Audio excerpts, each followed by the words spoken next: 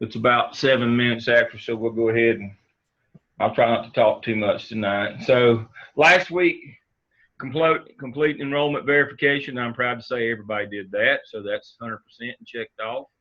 Everybody's verified. Everybody did their student information sheet. That's great. Everybody has done their getting to know you post. I'll put y'all can see those information sheets. I'm going to compile those some way. I don't know just exactly how, and get those emailed out to you this week. I think I got the last one about 15 minutes ago. I was waiting on it. So I should have them all now, and I'll put that packet out to everybody so everybody can get in touch with everybody. You know, I've already given you everybody's email addresses so you can be getting together and doing your group peer reviews. Now, I want to remind you again, an email came out to that effect today from Gardner Webb. I don't know if y'all got a copy or not. If you have already work that's already been peer reviewed, you don't have to peer review it again. Work that's already posted in TaskStream. The only thing that I ask is the components of the evidence artifacts that are due for this semester in 604. Even if you've already put them in TaskStream, drop them in Blackboard for me in the assignment Dropbox so I can give you a grade. That way I don't have to give you a written exam. I do have to give you exams. And if I just give you that, then I don't have to make up a test and grade it, and y'all don't have to go through all that drama. Right. I don't like the notion of tests anymore, because we stopped in 2010, the state of North Carolina stopped testing administrators. They made you do demonstration portfolios where you demonstrate what you did. That's the evidence artifacts. And so at that time in 2010, I was still working for CMS, but I was already teaching for Gardner Webb. We stopped giving written exams as long as you put your demonstration portfolio into assignment Dropbox. I can give you a grade for that and not have to give you the required midterm and final that all graduate classes have to have per accreditation. So if you've already done your components for this semester, great. You don't have to do the peer reviews. And if you've already got them in TaskStream, then all you got to do is put them in assignment Dropbox for me. So get together with your group, and it may be that a couple of you have done them and one of you hadn't. So, but get together with your group and look at the first week's, the first group, and the first person listed is the group leader. Make sure you get together and get started on those peer reviews. And again, I don't expect more than 15 minutes. I don't need War and Peace. I don't need an hour on peer reviews. Just get together and peer review one another's work so that you can get it into TaskStream. That's what's important. I'm not about doing extra stuff. Dr. Lamb, can I ask you a quick question? Okay. As far as, does that also include the Zoom sessions? Say we have the artifact done and the peer review done. That also includes the Zooms, right? That includes the Zooms. You don't have to. So I said, get together with your groups. That's what I was referring to, your group Zoom sessions.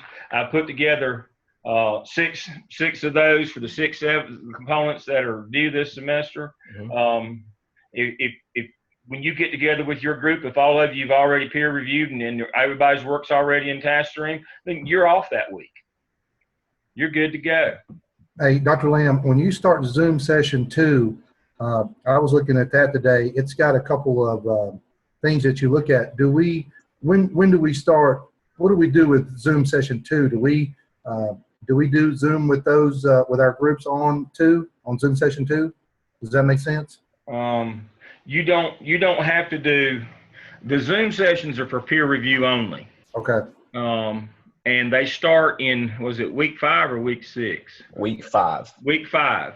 You start with, so the first component that's due, what is it, Skip C? Yes, sir. That's correct. Skip C is the first one. So if you've already done Skip C and both of your other team members have done Skip C, it's already been peer reviewed and already gone to TaskStream, you're done. You're off that week in terms of a peer review. Look at the next week. Look at who your group will be the same the first 3 weeks. So gotcha. Look at Skip D and Skip E. Gotcha. I think that where Bruce's confusion is, and mine too, we were talking the other night, was when we went and we looked at the Zoom sessions on Blackboard. Yeah. You have them nice and organized, 1, 2, 3, 4. That's mine. That's gotcha. Me. That's what I'm going to do every week, to be here to answer questions, to to cover what I think's the salient points from that week's work. Like tonight, the work from Gardner Webb, discussion board 1, and all the reading and all that is about 21st century.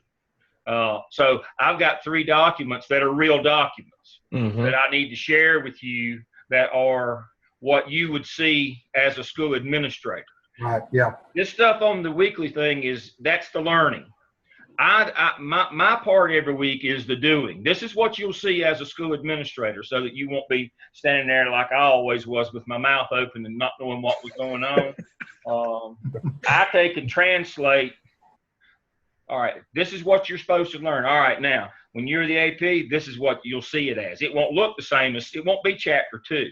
It'll be some document or some material that you're working off of in real life. That's I should call them real life sessions instead of Zoom sessions. I agree with that. What I do every week is interpret what you're supposed to learn into what you will see as an on-the-job administrator. This is what it will look like. Now, here's one other question, and I'm sorry for all the multiple questions. No, I want questions. But I'm looking at week 2 that you have pulled up here, and it says reading chapter 2, social forces and all that, and you have your YouTube video, and you have the discussion board that you want us to post to. Do you want us to wait until after we have the conversation with you on Zoom, or do you want us to do that before? You can do it. You can do it anytime you want to do it. You can do it before. Do it 2 weeks from now if you want to. Okay. These things are not time critical. Because that last column over there on the right, the evidence artifact work, to keep everybody, because everybody's depending upon everybody else, and all that. That's the work that's got to be done every week. Yeah, gotcha. I think, Dr. Lamb, this semester, I mean, a lot of us, I think we'll have a lot of this work done. You know what I'm saying? Which will be good. I mean, that helps me out, because I'm telling you, this summer, we busted our can this summer.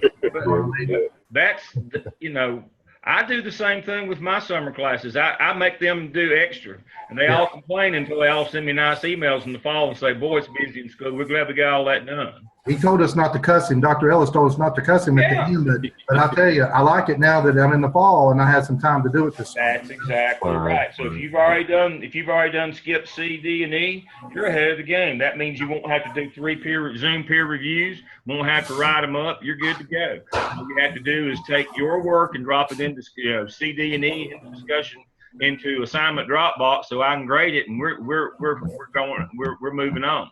And we're going to go every week, Dr. Lamb, at 7. Is that what we're planning on doing? Yep. Great. We'll meet at 7, except I'll probably have to switch a time here or there. I always do, but no worries. We'll try to stay at 7. But then we can go back and watch them, right? I mean, you can just go back and watch them. These you don't have to be online with me.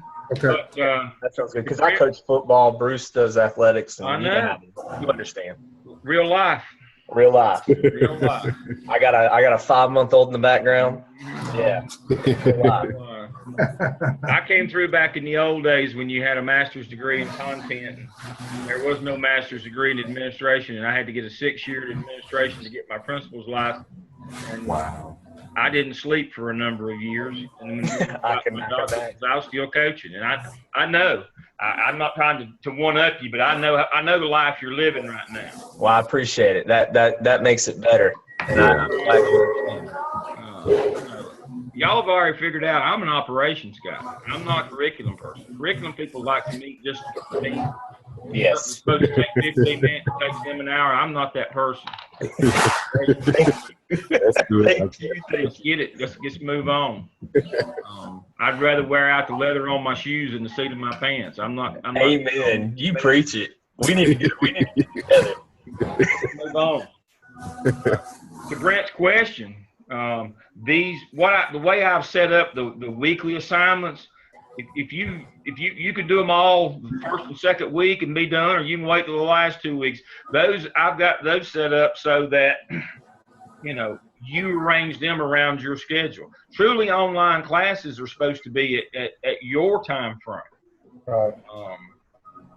And that's why you didn't sign up to, come meet with me up at Inca at that campus. That's why we're not having classes there. That's why we're online.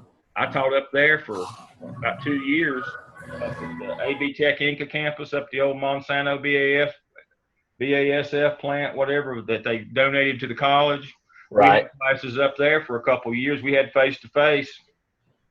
And I loved the face-to-face and loved being back home in the area.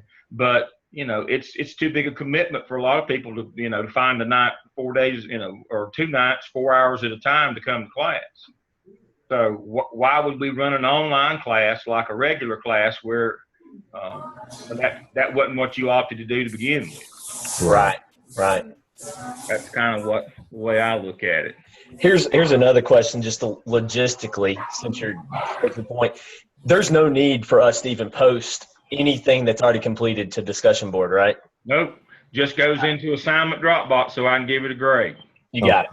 Just wanted to ask for everybody else logistics. Right here. Let's look at assignment drop. This is what's got to go in there, and just click on it. And what you've already got in task stream. Mm-hmm. Am I on 603? Am I on 604? Anything that you've already got, right here are the things. This is 604 tonight, right? Yes, sir. Yes, sir. Okay, so right here, anything, if I got the right, I guess I do. All these are the ones that are due. 2B, 2C, 2D, 2E, 6D. Y'all lost me. Are y'all seeing? I'm right now. What I'm seeing is the week, the module, the schedule. Yeah. What I'm seeing, Dr. Lamb, is the week module. All right, let me do my resume share here.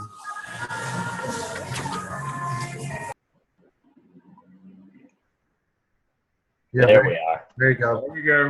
We're with you now. Does this look like what you're supposed to turn in this semester? Yes, sir. Yeah. All right. So if you've already got them in task stream, all you got to do is drop them right here, and I'll give them a grade, and we'll roll on. You don't have to do the peer review. You don't have to do discussion board. Sounds good. That's you just answered everything I need to know. The whole idea of peer review and discussion board is to help you get ready for task stream. If you're already in task stream, why would we go back and plow that ground again? We don't have time to do that. Correct. Just get them in there. Who grades them? Who grades them in task stream, Mr. Dr. Lamb? Who grades? Who's been grading our stuff? Is it our supervisor? Yeah, your internship supervisor and your evaluator. Okay. And that score is reconciled by your program manager. So whoever your internship who's your internship supervisor, Bruce? It's Kathy Revis. Then there's also an evaluator. Usually, could be me, could be somebody else. Gotcha. Generally don't know who that person is. I like whoever is my evaluator, so it's been good in the past week. I really like them. Good. Keep them. I want to keep them. All right. I heard that. We really, I mean, we got a lot done. We got a lot done this summer, so I'm excited to get to be able to do this. And the spring semester, it's both of them. Yep. See, if I were y'all, I'd go ahead and jump in on 5E and 6F because that's all it's due in the spring. Yes, sir. My interns with me and my students, my plan is always that by the end of 604, you're done with task stream. Right. That's what Karen Sumner, that's my intern supervisor, and that's what she advised me. I put my interns on that schedule is that we're to be completely done. Everything is to be done by the end of 604 because, as busy as it is now, it gets even worse in the spring and people disappear, people go on vacation, you can't get stuff graded, you constantly can't find them to do your competency and all that stuff. That'll drive you crazy. Now here's one quick question. I'm sorry to interrupt you again. It just struck me. When you're over here, I'm looking at what you have pulled up. When you go to Task Stream Tools, can you click on that for me? Task Stream Tools. All right. And if we roll down on Task Stream Tools, I think you have some summary. Yep. The summary descriptors. Yep. Where does that go on Task Stream? Just so I have It does. It goes when you click on if you're on your work page in TaskStream, Mm-hmm. and over on the left-hand side, it starts out with the app cell. It says app cell component A, component B, component C, component D, component E. Then it just says app cell. When you click on that one, that's where you put the final one that has all 5 parts in one document.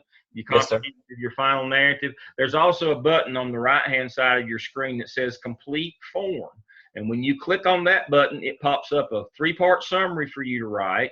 And it pops up all the descriptors that went along with that particular evidence, and you have to write them. So in that document right there, writing task stream summaries and descriptors, I tell you how to write those. That's what the state reads.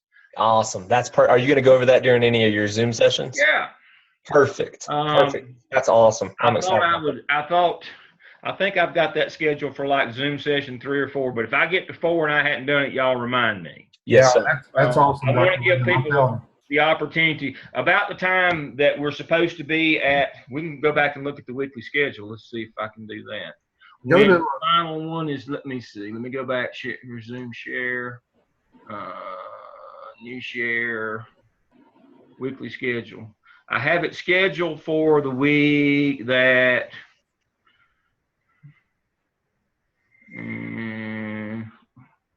I have it scheduled for week 7, but we don't have to wait that long. I can probably do it around the time that, let's see. Yeah, right there. I think probably week 4. I'll try to go all that stuff on week 4. But basically what you do is I have a template of how you write your summary and descriptors. Please remember that Gardner Webb sees all your components, A, B, C, D, and E, as you put them in and we grade them. State doesn't see any of that. I know it looks like it's all one page. All the state sees for the final grading and for your licensure is just that final submission where it's all in one document and your summary and descriptors. And so I have documents that show you how to put that together. Right. How to write those summaries and descriptors. My interns have been I've never had any of my interns not pass their summary and descriptors. I can't say that for everybody's, but for mine, I've never had an intern that had theirs sent back. Wait till the end of this semester before you say that, Dr. Lamb. Yeah, please. I'll tell you. I'm just kidding. Y'all aren't going to mess up my record. Don't let us. I've had the most interns. Put pressure on us, Dr. Lamb. And I haven't had not one to not make it through. If I have to come, I'm famous. I'll show up at your building. My truck goes west just as it goes east or anywhere else. You see a big old ugly man in a black truck come rolling up. Who is that guy? Who is that guy? That's when he steps out of the truck, the springs let up, and he kind of blocks out the sun. I'll Y'all can't tell. tell the kids, that's my teacher right there. He's coming. Yeah, that's my teacher. So, Matt, you've answered a lot of my questions, and you've clarified a lot of the things that I've talked to Karen Sumner about. She's great. And she's phenomenal. And she is great. And she works here closely in Harrison County. Yeah. She's actually doing some professional developments through RISA. Yeah. For us. Yeah. But that's just a side note. But yeah, this looks like it's going to be a very good. And I'm looking forward to getting to know you a little bit more, Dr. Lamb. And I'm just I'm stoked about this semester because I'm coaching football, and you're just making my life a lot easier. It's supposed to be easier. This is not supposed to be. It's not rocket science or brain surgery. We're trying to, this is trying to give you the basic skills to give you the opportunity to be successful in the next step of your career. That's awesome. There's not a lot. I don't mean to be ugly, but I always used to tell my assistant principals, don't think. That's not what we're paying you for. That's not your just let me think. I need you to do. Assistant principal is a technician level job. I need for you to know the ins and outs of law. I need for you to know what you're doing every day. You'll develop into that leader that we want you to, but not without the basic skills. So I'm all about here's the practical side of it, and let's make it work. Well, that's great, and I think a lot of this is like you've said it very educational, but it boils down to one term, common sense. Well, Yeah. So School's not about meetings. School's about the work. It's about students. It's about what I always call having school every day. Bell ring, go to class. Bell ring, go to next class. Make sure that lunch is ready. The buses are on time. Make sure that teachers are providing good lessons. That I only know one thing about school, and I've been in it all my life. The only thing I've learned about school over all these years is if teachers and kids are in the classroom together and they're engaged, you got to. yeah, If the teacher isn't there, or if the kids didn't show up, or they're suspended all the time, or there's no engagement, they're not doing quality lessons, you got no shot. yep. That's all I know. Yeah, that's spot on. That's spot on. It's true. Yeah. And so I come at it from a practical angle, and that's a little bit different than, I freely admit I'm married to a curriculum specialist. Those people are a lot smarter than me. My wife wants to do that. But I can make the trains run on time. I'm married to a curriculum specialist. That's what's important to me, is that we operate efficiently, and that our administrative team knows what to do. They aren't always standing around trying to figure out what to do. School get away from you in just a few minutes. Teachers and kids get away from you if you don't know what you're doing. And so I've always tried for my students and interns to at least be clued into what goes on every day and what you need to know about what goes on every day from a practical standpoint. So to that end. So are you going to teach us from the practical standpoint? Are you going to set us down and help us create a bus schedule or a athletic schedule? We would have done that. I do that in 603. You did that in 603? I'm doing that tomorrow night in my 603 class. We're working on master schedule right now, and how to do a bus schedule and how to use TIMS and all those things. You better believe it. And that's great, man. That's exactly what I do. Now that 603 is, I'm an operations guy. So yes, they learn how to do a supervision schedule, learn how to do a duty roster, how to do a master schedule that's legal, a supervision schedule that'll stand up when you go to court. I mean, Bruce was talking about a kid getting hurt earlier tonight. Kids are going to get hurt. There's nothing that you can do to stop that. But can you withstand the lawsuit from the parents that claims inadequate supervision or negligence? That's the deal. I'm not telling you if you had 100 teachers in the high school cafeteria that you could stop a fight, but do you have adequate supervision so the parents can't claim that, oh, my kid got hurt because you didn't have enough people there? Right. That's, I hate to be that cut and dry, but supervision schedules and duty rosters are not about preventing things. It's about preventing losing your shirt in court.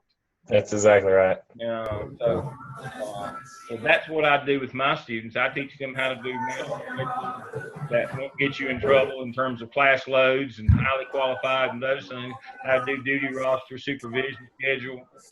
We work on budget. We work on budgeting, but mostly we work on how to keep your local accounts, deposits, all your money side, all your discipline stuff, your due process things. We work on all of that in 603. From the practical standpoint of this is what an assistant principal needs to know. Yeah. That's exactly what I do in that. That's awesome. Okay. So let me go back to my share screen and see what I've got. All right. So let's go to Zoom sessions 2 and just keep the conversation rolling right along. Now, 21st century skills. I hear about 21st century skills every day of my life. That's all I hear about is 21st century skills. It's in our school improvement team. It's all Everywhere. That's all the rage now. It's 21st. Mission statements and everything. It's everywhere. Now, but see, again, from an operations standpoint, I'm interested in what they are. But I'm more interested in how do I implement them as a practitioner, as an operations person. How do I implement 21st century skills? And so what we've got here, I found this. I really love this. And it is a how-to for it's kind of like 21st century skills for dummies, for people like me that, that aren't curriculum people. And of course, here they are, here's your rainbow with your 21st century skills. And, you have your standards and assessments, curriculum instruction, professional development, learning outcomes, career. And then you got your rainbow with your life and career skills, your core subjects and 21st century themes, information, media, and technology skills, learning and innovation. And he talks about some misconceptions, and one of the biggest misunderstanding who equate technology with 21st century skills. But what he's got here for you is a little primer on how to actually implement 21st century. If you'll take and download this and keep it somewhere, you'll sound smart when you get to be in a you'll sound really smart, because everybody be sitting around talking about these things, but they won't know first thing about how do we implement them. You'll have this little cheat sheet. Yeah, I like that, Dr. Lamb. I like that. Steps one, this is just basically, again, this is 21st century skills for dummies. This is a cheat sheet on how you would go about putting them in, and you'll sound really smart. You'll look like you know exactly what you're doing. And he's got it step by step, the things that you have to do. He's got it all planned out for you. And he has the rationale. And he's got 6 steps to how to go about doing it. And if you will kind of read this before you go to your first 21st century meeting, you'll kind of be able to follow along with what they're doing, and you'll know where they're going before they actually do sometimes.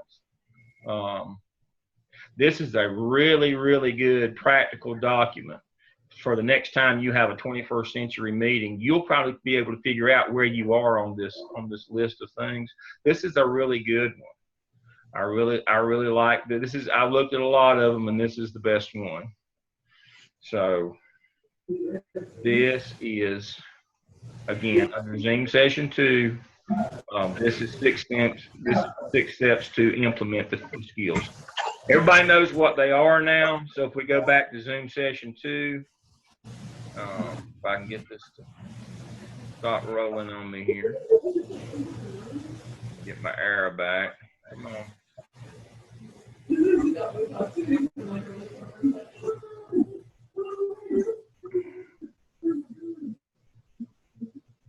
Okay. Go back to Zoom session 2 now. I also have this diagram. It's in a document, a full-blown document on what are 21st century skills. The whole framework is right here. I'm not going to go through that tonight. Y'all know what that is. But this is the one, especially for high school people, but for everybody. This is North Carolina's vision for 21st century skills. I'm not sure that all people who aren't in administration know that. North Carolina has developed a document in terms of what they believe that 21st century skills, what that should be. And they call it Future Ready Students for the 21st Century. Have y'all been introduced to Future Ready in North Carolina? This is that. If you will read, again, this is your cheat sheet. If you will read this before you go to the meetings, especially the high school meetings, if you will read this one, it tells you what North Carolina's vision, what we will do. Public schools will produce globally competitive students, and they outline what that means. This is not just sound bites. They've got it broken down. Be led by 21st century professionals, and it defines each one of these. This is a really, really good one. Again, if you don't know what Future Ready is, this again is kind of like Future Ready for Dummies. It's a quick and dirty. It's a one-sheeter. I like one-sheeters. I can usually remember that long enough to fake it through the meeting. When you're a new AP, a lot of it is can you pull it off? Can you look the part? Are you informed enough? You can't know everything, especially when you're first starting out. But if you know where to find the most relevant stuff and the stuff that's quick and easy for you to learn, you don't have to go in and act like you know everything, but at least you can be a part of the conversation. Absolutely. One of the things that I believe about school administration is you have to have some wins early. If you don't, if things don't go well for you and you make a few mistakes and you have some losses early, people even after that, even when you have a win, people a blind hog finds an acorn every once in a while. They'll deem you to be an incompetent person. What you're looking for is to be seen as a competent person. And if something goes bad after that, you have a loss every now and then. Bad things happen to good people. But you've got to put together a collection of items that are relevant to the job, that make you, or at least appear to be, knowledgeable at the novice level, that you're a competent person, that you just didn't walk in, off the street not knowing anything. Because you know as well as I do, y'all have been in the business long enough. You get a new administrator, and they step in it 2 or 3 times to start with. After that, everybody writes them off as being incompetent. These are documents. What I've kind of called through for you are things that I think that will help you to know the business, to know what you're doing, and to appear at least competent in the beginning and the outset. And so this is, again, these 3 documents that I have for you tonight. Hide them away. You may not need them for a while, but the next time that you're in that 21st century meeting, pull them out and dust them off, read them up right quick. And it's kind of like going over the game plan right before the game, do some quick brush up, kind of like walkthrough. You're playing Friday night, you do walkthroughs on Thursday. This is a walkthrough. I'll put it in a sports metaphor for you, football. This is exactly what you would use this kind of thing for. I do it still. When we have all the meetings at the college, we have all these meetings on accreditation and all that stuff. I keep a little notebook. It's right here see it right here? I keep a little cheat sheet notebook that has all the stuff in it, just one pagers and notes that I've taken. I still take notes. Here's my little note-taking book. And I read over it right before I go in. I've done it all. I learned that in football 40 years ago. I still do it today. I think most coaches operate that way. Yeah. That's, I kind of teach from that perspective is you can't take the textbook along with you and reread chapter 2 at the meeting. No. Reading chapter 2 is a real good thing to do, though. That's where the learning comes from. You've got to do your reading and keep up with your reading. I'm big on reading, but that's not, in a practical sense. You can't carry a stack of textbooks around with you on the job. But you can carry a pad in your pocket. I always carried a pad in my pocket as a principal, and just write myself notes so I'd be prepared when I walked in. I'm right next door to my house. I live here at the lake, and I've got a clubhouse here, and I come in here, it's quiet. I come down here, and I got a little office. But I came down this afternoon early, and I wrote myself my notes. Again, notes. This afternoon. I've taught this course forever. I've got, I designed my own course. I break it apart just like the curriculum do. I don't have them drop my shells in. I do my own. So I know exactly what I've got, but I still come down and take notes. That's what coaches do. That's what good administrators do. Yeah, you're exactly right.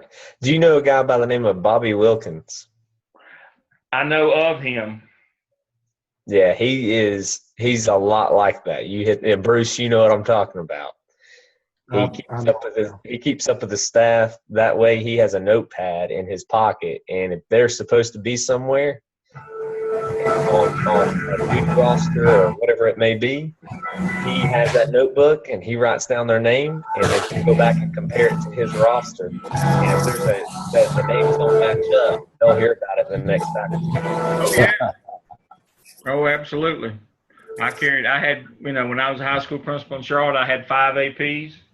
I kept my pad in my pocket. I knew where every one of them was supposed to be all the time and what they were supposed to be doing. That's how I kept up with them.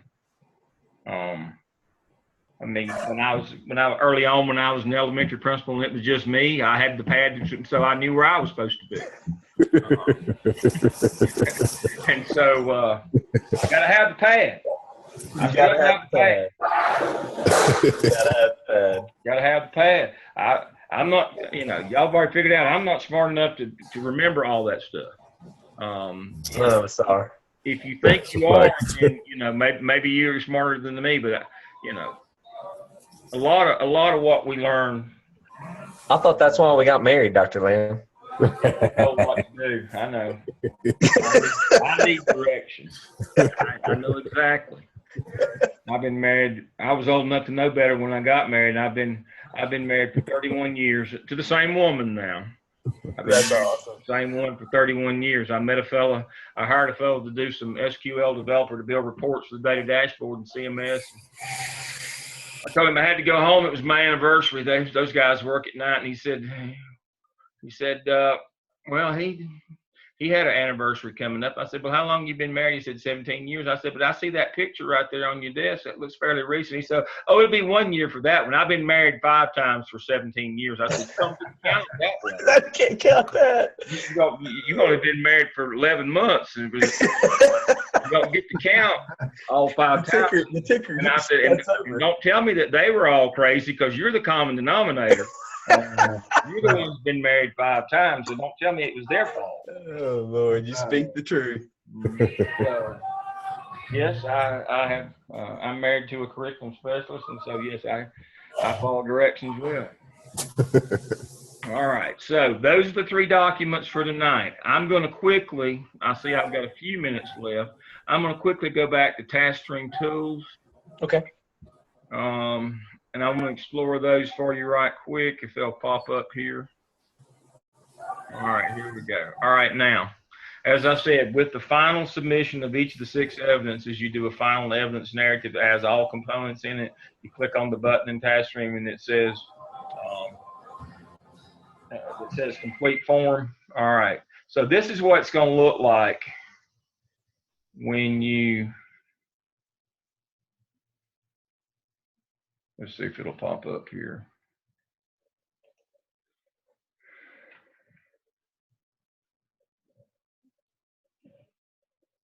So my screen is being paused.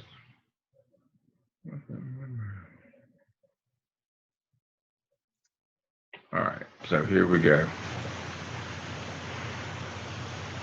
Zoom share, new share.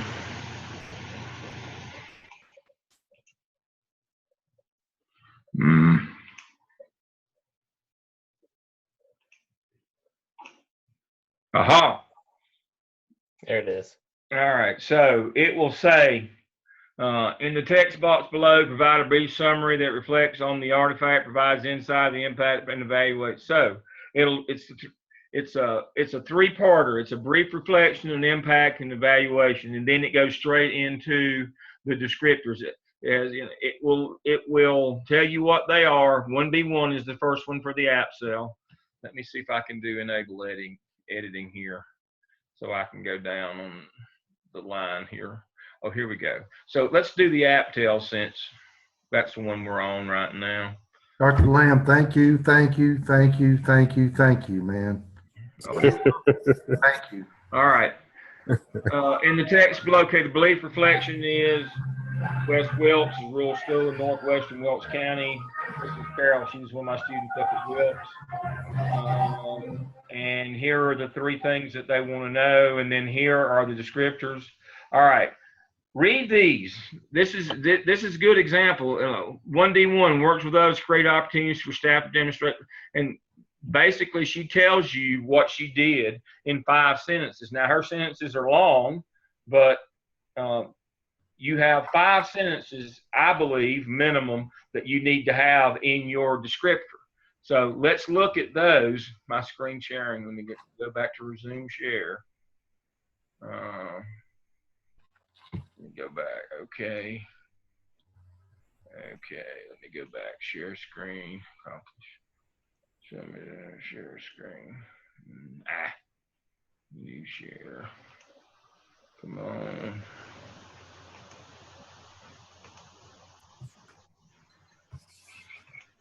That's what I've been looking at on TaskStream, is those final things. And I was like, man. So here they are. And so this is what you're asked to do in TaskStream when you submit that final evidence narrative that has all components in it. This is what it looks like. Now, how do you write these? That's the next one. All right, let me do new share. go back here, test string tools. So here is the how-to get there. That's the finished product. That goes, I copied that straight out of task string. All right, that was Carol's. All right, so how do you get there? Well, it's really simple. Under task string tools, if it'll come back to me here, here we go.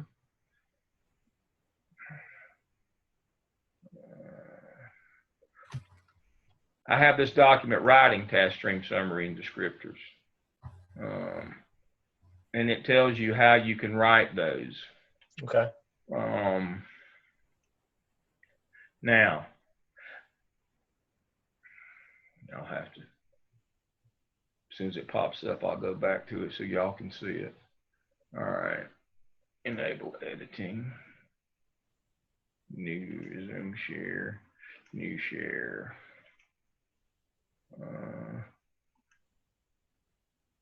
There we go.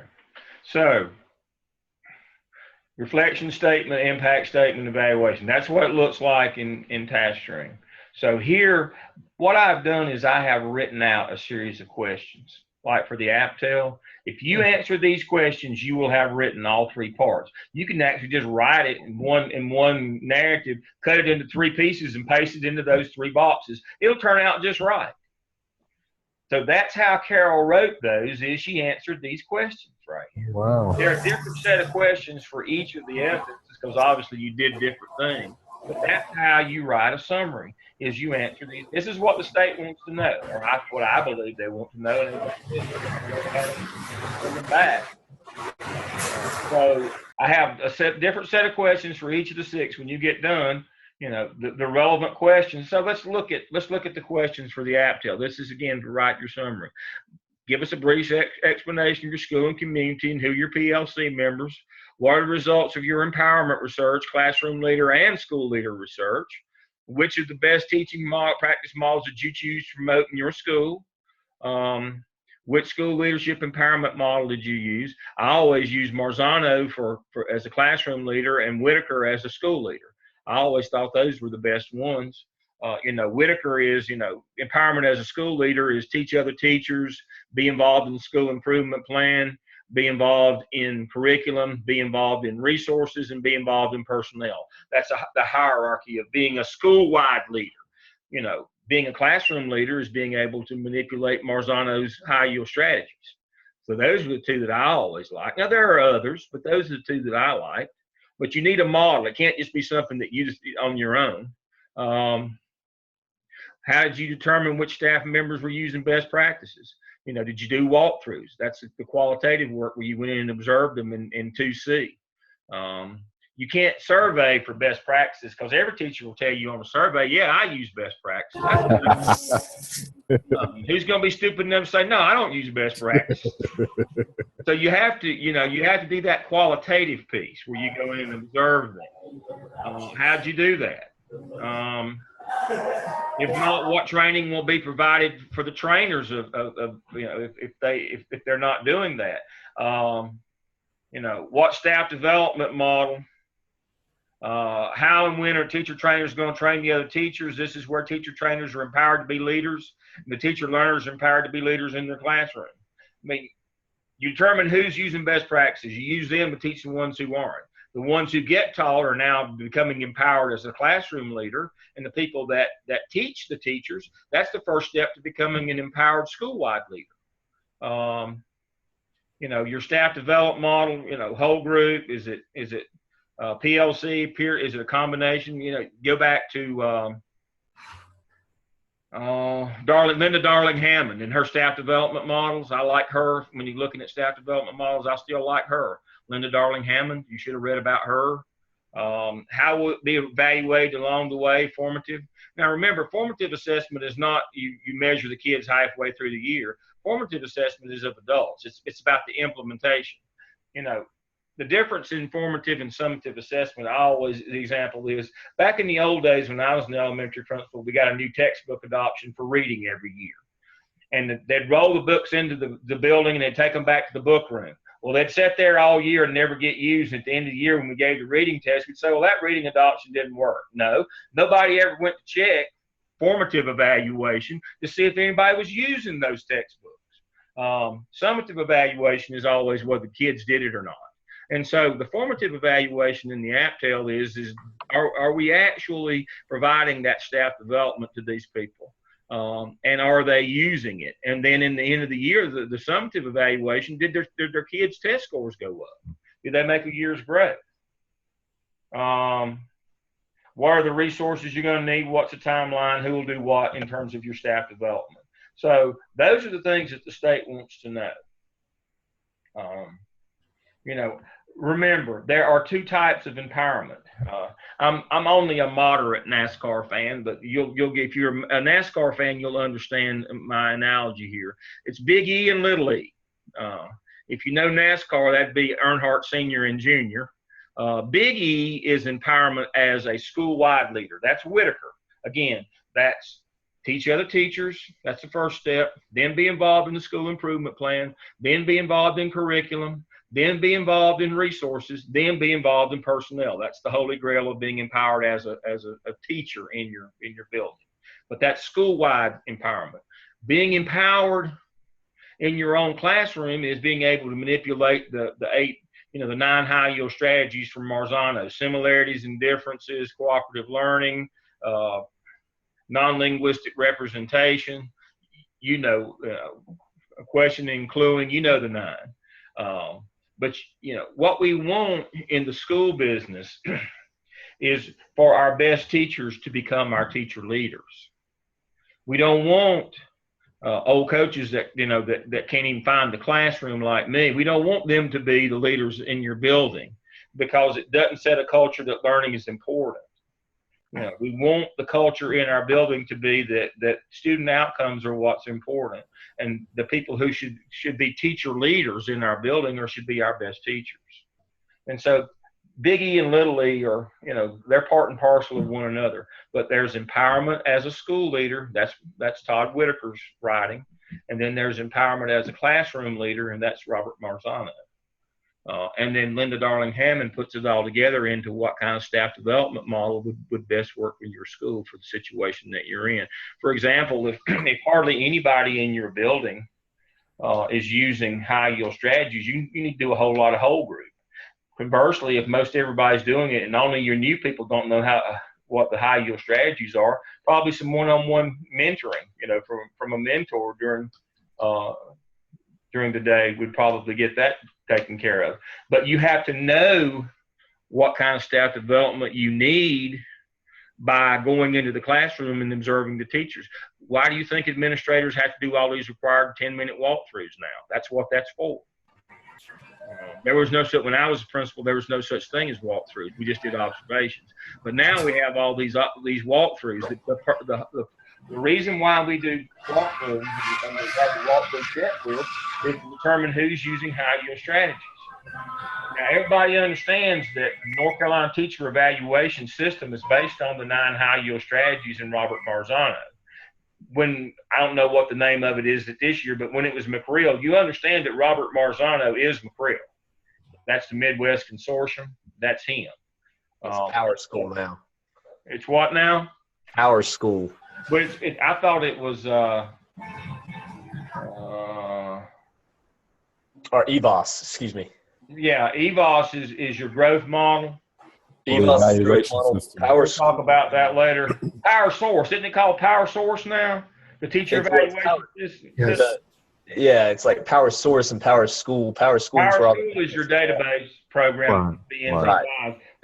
What used to be McReal, your teacher evaluation system, is now called Power Source. Yeah, and Prentice Hall runs it. Yeah, but it's still the same stuff. It's still based on the principles of high yield strategies from Robert Marzano. Right.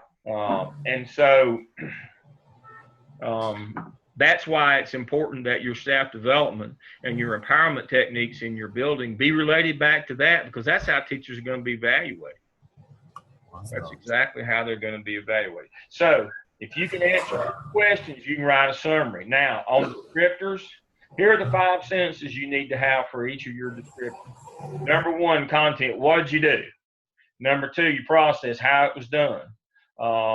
Analysis, what happened as a result, outcome, did it get implemented? You know, did you accomplish what you were trying to do? Was it successful? And then reflection, was it worth the time and money and effort that we spent doing it? Did we get enough gain to make it worth our while? You know, if you implemented, if you did this staff development program and you spent $1 million and test scores went up 1 point, probably not worthwhile. You know, I mean, that's today's education. We have to factor in how much we spent in terms of fiscal resources and how many teachers, human resources. We have to factor that in now. We didn't used to do that years ago, but now that's got to be a part of all the curricular decisions that we make. You know, did we get enough gain out of it to make it worth the time, money, effort, and people that we put into it? And so let's think about this one as 1B1 from the app cell, where you did your PLC, you know, worked with others, you know, that's what 1B1 is. So let's walk. So content, what was done? Well, I formed a PLC with my math department. How it was done? Well, we pulled all the math teachers together, and what happened as a result? Well, we figured out that our algebra scores were terrible, so we implemented Hawaiian algebra. Outcome, we got it implemented. It was a great success. Kids' test scores went up. Reflection, didn't cost us anything, didn't require any staff development, and so we're going to continue doing Hawaiian algebra. Now, the question is how many of you are old enough to remember what Hawaiian algebra is? It's now referred to as Algebra 1A and 1B, where you take a year long, we take the semester course and make it a year long, so you only cover half as much material. That technically is called Hawaiian algebra, but now we call it Algebra 1A and 1B. And so doing something like that doesn't require any additional resources. Doesn't require any additional staff development or training. Something like that might be beneficial. But if you brought in a whole new program where you had to spend a lot of money on staff development, or you had teachers out of the building going to training a lot, that might not be the thing that you want. So that's the whole idea of the descriptors. There are 37 descriptors that the state says that you need to have accomplished in this program.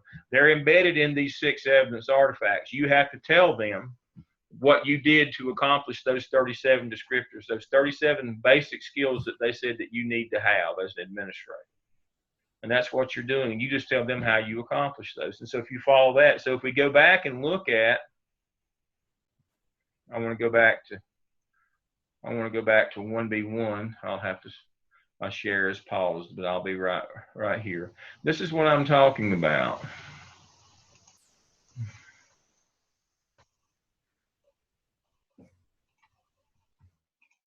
Aha.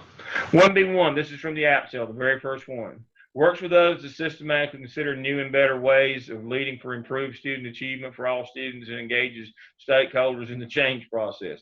Well, see, I wouldn't know what that was asking me, so I read this. Oh, that's when I formed my PLC in the app cell. And so what Carol said is I addressed descriptor 1B1 by creating a math PLC in my school designed to focus on new strategies for math instruction. As our department implements Common Core standards for mathematics, these strategies will be addressed by focusing on the school improvement plan goals set forth. And you can see she's got 5 sentences there. They're a little long, but she tells exactly what she did. That's how you write a descriptor. That's how you write a summary. That goes only with the final submission of each of the 6 evidence artifacts. So that's why I said, yes, you're ahead on your components, but I'd be working on this kind of stuff this semester so that you won't have all this at the end to be pushed up against. If it takes you more than 2 hours to write a summary, you're overthinking it. And if it takes you more than about 30 minutes per descriptor, you're overthinking them. Just tell us what you did. You know. All right. Hey, here's my one question for you individually pertaining to your feedback. Say we meet next week and we attempt one of these descriptors. If we have any questions come up or any concerns, or reach out to you for feedback, would you be willing to email me? I read my email. I'm a droid junkie. Look at here. I've got mine right here. I'm answering questions, and I've already contacted 3 people during class tonight, and I've got an intern in Charlotte, and I've communicated with a doctoral student. I'll get back to you. Okay, that's all I Send it needed to to me, and know. I'll read it, and I'll tell you exactly what needs to be done. It doesn't take me long to read it. Okay, that sounds good. I appreciate it. Thank you, Dr. Lamb. There's been a couple that hadn't, we felt like we were out in left field by ourselves. I'm with you. No, we're in this together. I'm with you. If you invite me, I'll come. If you email me, I'll answer. If you call, I'll take your call. Sounds good. That's what I want. That's, as a student, as an online is aspiring hard. administrator. We have to make the connection. We have to make the connection because online is hard. And so I'll get right back with you. I'll answer your emails. I'll tell you what you need. You can email me components if you want to do that. I'll read those. I've read more than everybody else combined. I've had more interns than anybody else throughout this program. Well, here's the real question we're all wondering. So when we do get in the driver's seat and we don't know the answer to a question, can we call you? Absolutely. All right. Well, you see right here, I'm going to show you. This is real life right here. I'm going to show you real life. Look, you can see the second person in this line right here, Anna M. She's a principal right now today. She texted me today. That's awesome. The fourth one in the line, that's a doctoral student. She texted me a job question today. I answered a finance question right there today. Yes, you can call. All my interns call me still. I answer questions for them. If I ever had you as an intern, call me anytime. You can email me anytime. You can find me anytime. That's awesome. It is. This is what I do full time. I don't know if y'all knew it or not, but I'm actually a full time professor at Berkeley Web. I actually have a but don't tell anybody that. But I'm technically an egghead, I guess. No, I do this full time. This is my real job. Awesome. And I take it very seriously. Well, how long? You said you've been doing this for quite a while, right? I started with this program. I piloted the first class 6 years ago this fall. But I worked with doctoral students for the first 14 years that I was still obviously was principal in the central office, assistant superintendent for all those years, but I worked with doctoral students. But I've been full-time. I retired. I've been full-time with Gardner Webb since 2010. Well, then you probably had a lot of the guys that me and Bruce looked to as mentors. I have. BJ Lauder. Yeah, I know all those guys from that part of the world. I worked with them 40 years ago, and then I've had the groups that have come through. Like I say, the first groups that came through face to face that were from Asheville and Hendersonville, and from Buncombe. Had a couple from Haywood. I had all of them. That's awesome. That's a good network. That's comforting as somebody coming in. I keep up with them all the time. That's good. All right. So I see Dort. I see my time is up. I'm actually 5 minutes over. All right. Well, Yes, you have a Dr. wonderful evening. If you have any questions, let me know. Email them. I'll get right back to you. Call me. My phone works. Bruce called me last week. All right, sounds good. Well, I'm gonna get off here. Thank you so much. I'm gonna sign off now. Can anybody else has any questions? My wife cooked dinner tonight from a Japanese restaurant, so I'm eating dinner. So that's great. That's what I had me a bento box from the Japanese restaurant tonight. I give my wife a hard time. I tell her she hides the Christmas presents, or I can hide her presents in the oven, and we'd never find them. So I burn up all the recipes. We turned it on, burn up all the all right, guys. Our house. Y'all have a good week. Call me, email me. Bye-bye. Thank you, Dr. Lamb. Thank you very much. Thank you. You're welcome. All right.